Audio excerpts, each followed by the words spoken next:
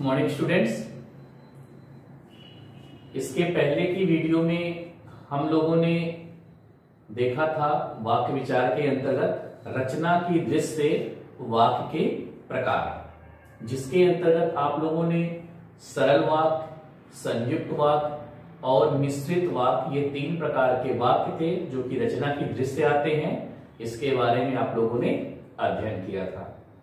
आज हम लोग जो दूसरा भेद है अर्थ की दृष्टि से, तो अर्थ की दृष्टि से वाक्य के प्रकार, उसके बारे में आज हम लोग अध्ययन करेंगे। तो आइए देखते हैं कि अर्थ की दृष्टि से वाक्य कितने प्रकार के होते हैं और उनके अंतर्गत क्या होता है। अर्थ की दृष्टि से वाक्य के भेद। प्यारे बच्चों, अर्थ की दृष्टि से वाक्य के 8 भेद बताए गए हैं। पहला है विधानार्थक वाक्य, दूसरा है निषेधार्थक वाक्य, तीसरा प्रश्नार्थक वाक्य, चौथा जो है वह आज्ञार्थक वाक्य है, पांचवा संदेहार्थक वाक्य, छठा है संकेतार्थक वाक्य, सातवां है इच्छार्थक वाक्य और 8वां जो है वह है विस्मयार्थक वाक्य। तो अर्थ की दृष्टि से ये 8 प्रकार के वाक्य के भेद होते हैं। तो आइए अब हम लोग इस एक एक वाक्य के जो भेद हैं उसको समझते हैं कि इन वाक्य में क्या होता है। सबसे पहले हम बात करते हैं विधानार्थक वाक्य। तो विधानार्थक वाक्य को डिक्लेरेटिव सेंटेंस भी आप लोग इंग्लिश से पढ़ते होंगे। अब ये होता क्या है, तो जिन वाक्यों में किसी के बारे में कुछ कहा जाता है, किसी के बारे में कुछ कहा जाए, कोई भी सेंटेंस होता है तो उसे हम कहते हैं विधानार्थक वाक्य। जैसे हम पिकनिक पर जाएंगे, जैसे हम पिकनिक पर जाएंगे, हम पिकनिक पर जाएंगे।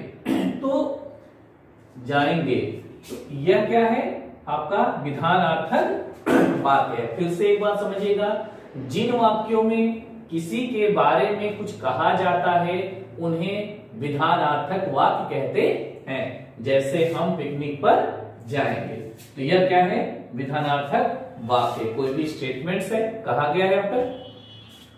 इसके बाद दूसरा जो भेद है वह है निषेधार्थक वाक्य, जिसे आप लोग निगेटिव सेंटेंस कहते हो। क्या कहते हो, निगेटिव सेंटेंस।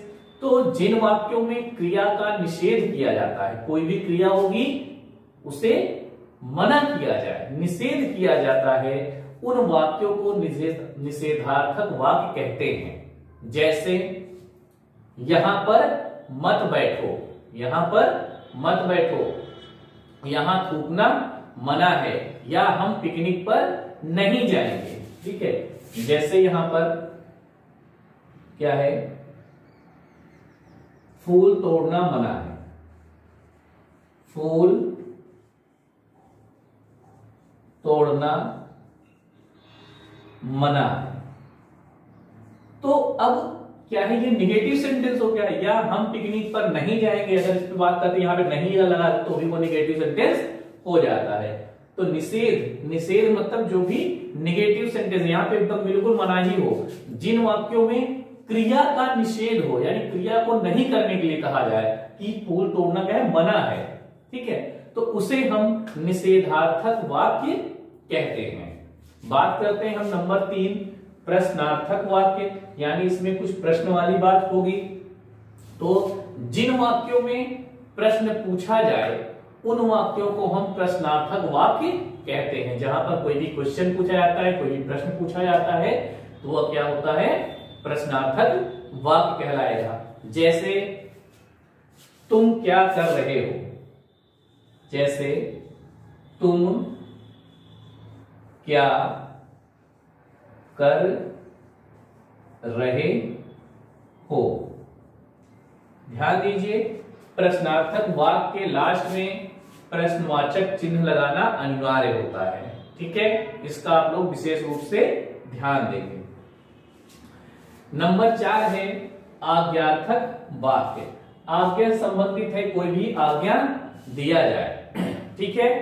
तो इंपरेटिव सेंटेंस जिसे आप लोग बोलते हो, ऐसे वाक्य जिनमें आज्ञा दी जाती है या अनुरोध किया जाता है उन्हें आज्ञार्थक वाक्य कहते हैं। ठीक, फिर से एक बार सुनिएगा, ऐसे वाक्य जिसमें आज्ञा दी जाती है या अनुरोध किया जाता है उन्हें आज्ञार्थक वाक्य कहते हैं। जैसे जैसे कि तुम जैसे आप लोग बोल सकते हैं कि तुम्हें अवश्य पढ़ना चाहिए, तुम्हें अवश्य पढ़ना चाहिए, तुम्हें अवश्य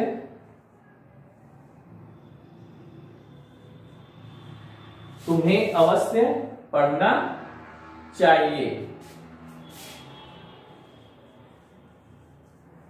करना चाहिए। या तुम यह कार्य तुम करोगे, यह कार्य तुम करोगे, आज्ञा हो गया है। या फिर कोई सजेशन अगर आपको देते हैं वहां पे तो उसे हम अनुरोध करते हैं, तो यह काम जो है करना चाहिए। ठीक है, बात करते हैं संकेतार्थक वाक्य की। नंबर जो 5 है वह है, नहीं पहले है संदेहार्थक वाक्य। यहां पर कोई भी संदेह होता है, संदेह का मतलब जिन वाक्यों में कार्य के होने की संभावना या संदेह किया जाए, कोई भी कार्य है उसके लिए संभावना हो या उसमें संदेह हो कि यह हो पाएगा या नहीं हो पाएगा, तो ऐसे वाक्यों को हम संदेहार्थक वाक्य कहते हैं। फिर से समझिएगा, जिन वाक्यों में कार्य के होने की संभावना या संदेह हो ऐसे वाक्यों को हम संदेहार्थक वाक्य कहते हैं। जैसे शायद आज मोहन न आए, जैसे शायद आज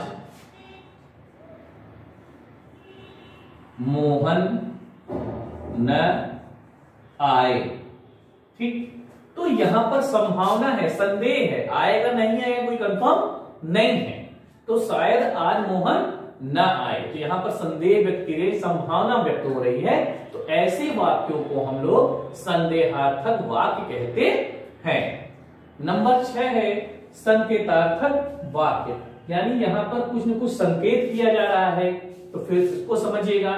जिन वाक्यों में क्रिया के होने का किसी शर्त पर आधारित हो, यानी कि जिन वाक्यों में क्रिया का होना किसी शर्त पर आधारित हो ऐसे वाक्यों को हम संकेतार्थक वाक्य कहते हैं। फिर से समझिएगा, जिन वाक्यों में कार्य के होने का कोई भी शर्त हो, किसी शर्त पर आधारित हो, तो ऐसे वाक्यों को हम लोग संकेतार्थक वाक्य कहते हैं। जैसे यदि परिश्रम करोगे तो सफलता मिलेगी, यहां पे क्या है, शर्त है, यदि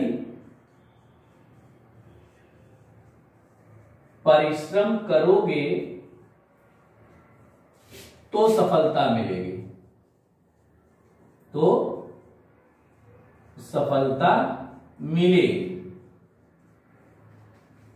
ठीक, यदि परिश्रम करोगे तो सफलता मिलेगी, यहां पर शर्त है, करोगे तो सफलता मिलेगी, अगर नहीं करोगे तो नहीं मिलेगी। पूरी शर्त है, यदि परिश्रम करोगे तो सफलता मिलेगी। ऐसे वाक्यों को हम लोग संकेतार्थक वाक्य कहते हैं। बात करते हैं हम नंबर 7 जो है इच्छार्थक वाक्य, यानी कोई भी इच्छा होगी।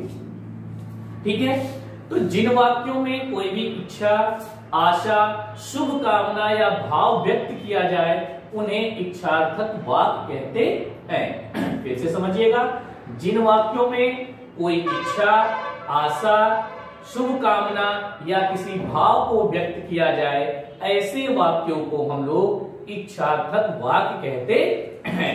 जैसे आपकी यात्रा शुभ हो, यहां पर क्या है, आपकी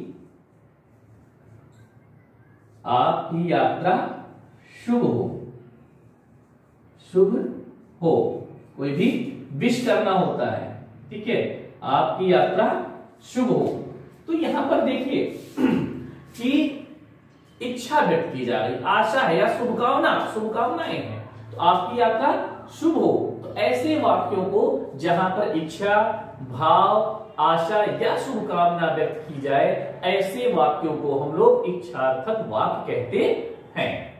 बात करते हैं हम, जो 8वां भेद है विस्मयार्थक वाक्य। विस्मय यानी आश्चर्य सूचक है ये। तो जिन वाक्यों में विस्मय, प्रसन्नता, दुख, शोक, घृणा आदि के भाव व्यक्त हो, ऐसे समझिएगा, जिन वाक्यों में विस्मय, प्रसन्नता, दुख, शोक, हर्ष, घृणा आदि का भाव व्यक्त हो, ऐसे वाक्यों को हम लोग विस्मयार्थक वाक्य कहते हैं। जैसे अरे वाह, ठीक है, या बोल सकते हो अरे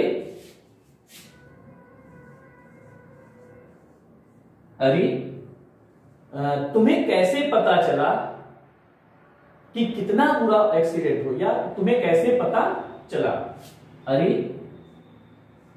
तुम्हें कैसे पता चला, तुम्हें कैसे पता चला, ठीक है। तो यहां पर क्या है, आश्चर्य की भावना आ गई, यहां पर आश्चर्य हो रहा है, ठीक, ओह कितना बुरा एक्सीडेंट हुआ। एक और देख लीजिए, ओह कितना बुरा एक्सीडेंट है, कितना बुरा एक्सीडेंट या दुर्घटना बोल सकते हो आप लोग,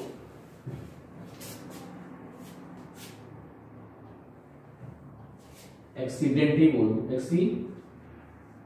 एक्सीडेंट या बोल सकते हो आप लोग यहां पर, ओह कितनी बड़ी दुर्घटना, कितनी बड़ी दुर्घटना है। तो यहां पर क्या है, शोक की भावना आती है, कितनी बड़ी दुर्घटना है। तो प्यारे बच्चों, आज हम लोगों ने वाक्य विचार के अंतर्गत अर्थ की दृष्टि से कितनी प्रकार के वाक्य होते हैं उसके बारे में पढ़ा। तो अर्थ की दृष्टि से वाक्य के 8 भेद होते हैं। आप फिर से एक बार 8 नाम जान लीजिए, विधानार्थक वाक्य, निषेधार्थक वाक्य, प्रश्नार्थक वाक्य, आज्ञार्थक वाक्य, संदेहार्थक वाक्य, संकेतार्थक वाक्य, इच्छार्थक वाक्य और विस्मयार्थक वाक्य, यह 8 भेद होते हैं। तो प्यारे बच्चों, आप लोगों ने वाक्य विचार के अंतर्गत 2 तरह से वाक्य के भेद पढ़े। पहला है रचना की दृष्टि से वाक्य के भेद, जिसमें आप लोगों ने सरल, संयुक्त और मिश्रित वाक्य को पढ़ा, और इसके बाद अर्थ की दृष्टि से जो आज हमने पढ़ाया आपको 8 प्रकार के जो भेद हैं उसके बारे में आप लोगों ने अध्ययन किया। तो प्यारे बच्चों, आप लोग अपने होमवर्क में जो आपका गृह कार्य होगा, इस पाठ से संबंधित जो भी अभ्यास कार्य आपकी बुक में दिया हुआ है, आप लोग उसे फिल करेंगे। प्यारे बच्चों, आज के लिए इतना ही। धन्यवाद।